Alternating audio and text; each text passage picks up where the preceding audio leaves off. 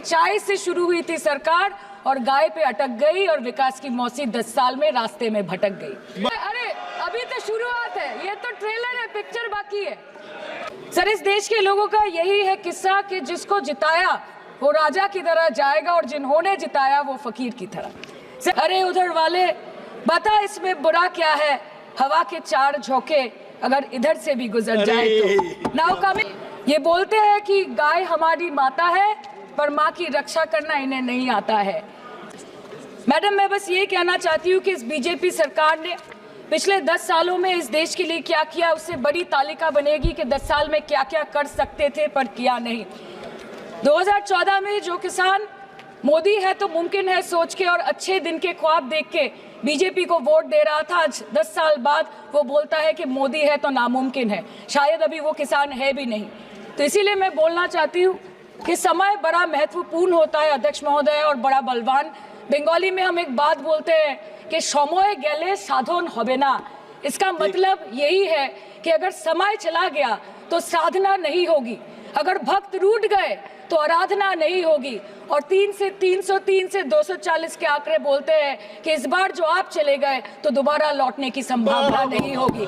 हमारे किसान अपनी मवेशी को, अपनी फसल को माँ की तरफ पूछते हैं, जिस खेत में वो हल चलाते हैं उस जमीन को नमन करते हैं। But does this major sector get support from the government? Sir, NEET के घोटाले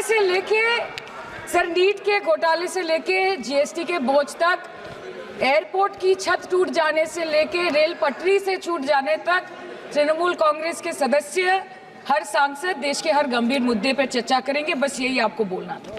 किसान खुद क्या खाएंगे, अपने परिवार के लोगों का खिलाएंगे, अपनी गाय भैंस भेड़ बकरी को क्या खिलाएंगे? सर, ऐसे ही वारदात होते हैं जहां गरीबी से जूझता हुआ एक किसान उसको अपनी गाय भेड़ बकरी को बेचने में मजबूर करते हैं और अंत में जाके वो अपनी खुद की जान ले लेते हैं। सर, पिछले 10 सालों में 1,12,000 किसानों ने इस देश में आत्महत्या की। एनसीआरबी की एक रिपोर्ट के अनुसार 10 साल में हर दिन इस देश में एवरेज में 30 किसान हर दिन अपनी जान ले लेते हैं। आम आदमी के दूध, छाछ, लस्सी, दही, पनीर पर 5% की जीएसटी, क्रीम, कंडेंस्ड मिल्क, मक्खन, घी पर 12% की जीएसटी और अमीरों के हीरो पर सिर्फ 1.5% की जीएसटी। सरकार उनको रिलीफ नहीं देती है जो विदेश में जाके मिल्क शेक और लाते की चुस्कियां लगाते हैं। ये सरकार उनको रिलीफ नहीं देती जो आम आदमी 2 पैकेट दूध खरीदने से पहले 10 बार सोचता है। सर, बचपन से हम सुनते आए थे कि संडे हो या मंडे रोज खाओ अंडे। India rank 2nd in egg production in the world. और अंडे का फंडा यही है सर कि भारत के बच्चों के किस्मत में महीने में एक अंडा नहीं मिलता। मिड डे मील के चलते हफ्ते में अगर एक आध अंडा मिल भी रहा था तो कहीं धर्म के नाम पे तो कहीं महंगाई के चलते उसे बंद करने की मांग उठ रही है। Sir, more than 50% children under the age of 5 suffer from chronic malnutrition in the country and roughly 17% children are underweight, and yet most BJP ruled states do not serve eggs in midday meal scheme. This is the example of Poshan Kal in India.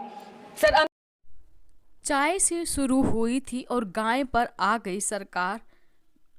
10 साल में विकास की मौसी रास्ता भटक गई। नमस्कार दोस्तों, संसद का शीतकालीन सत्र चालू है। हंगामे के साथ देश का सत्ता पक्ष और विपक्ष पूरी जोरों शोरों से, पूरी तैयारियों से संसद में अपने अपने मुद्दों को रख रहा है। ऐसे में विपक्ष भी पीछे नहीं है।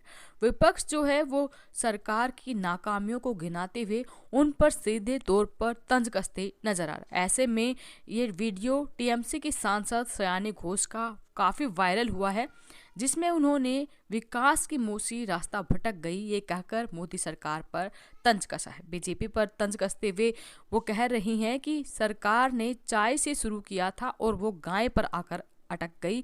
10 साल में विकास की मौसी रास्ता भटक गई।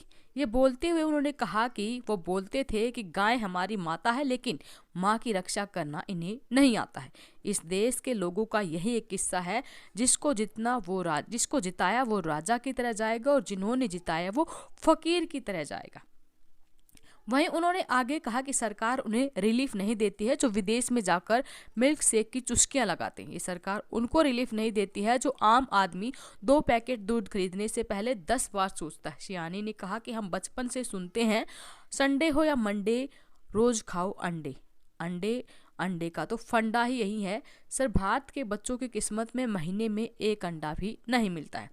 तो अपने भाषण में इन्होंने महंगाई, बेरोजगारी और गौ माता या फिर महिलाओं के प्रति इन्होंने आवाज़ उठाई है। देश के जो हालात हैं उनको यहाँ पर उन्होंने एक व्यंग्य भरे स्वर में प्रकट किया है। आपका इनके बारे में क्या कहना है, वीडियो के कमेंट बॉक्स में अपनी राय जरूर दें। ऐसे ही दबंग भाषण के साथ आपके सामने हम आते रहेंगे, इसलिए आपसे रिक्वेस्ट है, आपने अभी तक चैनल को सब्सक्राइब नहीं किया है इसे सब्सक्राइब कर लें और वीडियो अपने साथी दोस्तों के साथ जरूर शेयर करें। धन्यवाद। जय हिंद, जय भारत।